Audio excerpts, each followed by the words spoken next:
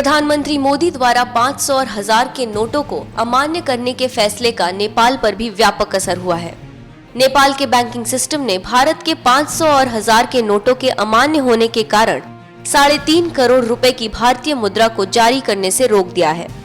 नेपाल राष्ट्र बैंक के प्रवक्ता ने कहा, हमारे द्वारा लाइसेंस प्राप्त बैंकिंग संस्थाओं ने सूचना दी है कि गुरुवार से उन्होंने 3.5 करोड़ रुपए की प्रतिबंधित भारतीय मुद्रा को रोक लिया। उन्होंने कहा कि दूसरे बैंकों से विवरण मिलने के बाद इन प्रतिबंधित नोटों की कुल राशि बढ़कर 4 करोड़ रुपए हो सकती है।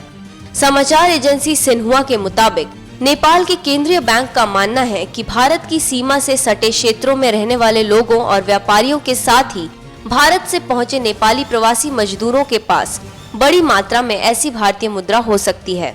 प्रवक्ता ने कहा, आम जनता के पास मौजूद भारतीय मुद्रा के बारे में हमारे पास कोई रिकॉर्ड नहीं है। नेपाल में 100 रुपए की भारतीय मुद्रा का इस्तेमाल बहुत लंबे समय से होता रहा है। भारत ने पिछले साल नेपाल के आग्रह पर नेपाल में 500 और 1000 रुपए के नोट के उपयोग की अनुमति दी थी।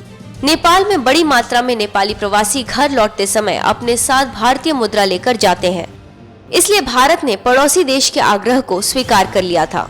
इसके बाद नेपाली प्रवासियों और भारतीय नागरिकों को 25,000 रुपए तक की राशि अपने साथ नेपाल लाने की छूट दी गई थी। मोदी सरकार द्वारा 500 और 1000 के नोटों को बंद करने के फैसले से नेपाल की बैंकिंग व्यवस्था, नेपाली प्रवासियों और भारत नेपाल की सीमा से सटे इलाकों में रहने वाले लोग हैरान व परेशान हो गए हैं। लोग लगातार बैंकों से पूछ रहे हैं कि उनके पास मौजूद इन भारतीय मुद्राओं को किस तरह बदला जाए। नेपाल के केंद्रीय बैंक ने प्रतिबंधित भारतीय मुद्रा को बदलने के लिए रिजर्व बैंक ऑफ इंडिया से सहयोग मांगा है। नेपाल राष्ट्र बैंक के विदेशी मुद्रा प्रबंधन विभाग के निदेशक ने कहा, हमने नेपाल में मौजूद भारतीय मुद्रा को बदलने के लिए आरबीआई को पत्र लिखा है। उन्होंने बताया कि इस मुद्दे को भारत के साथ कूटनीतिक तौर पर सुलझाने के लिए नेपाल के वित्त मंत्री को भी पत्र लिखा गया है।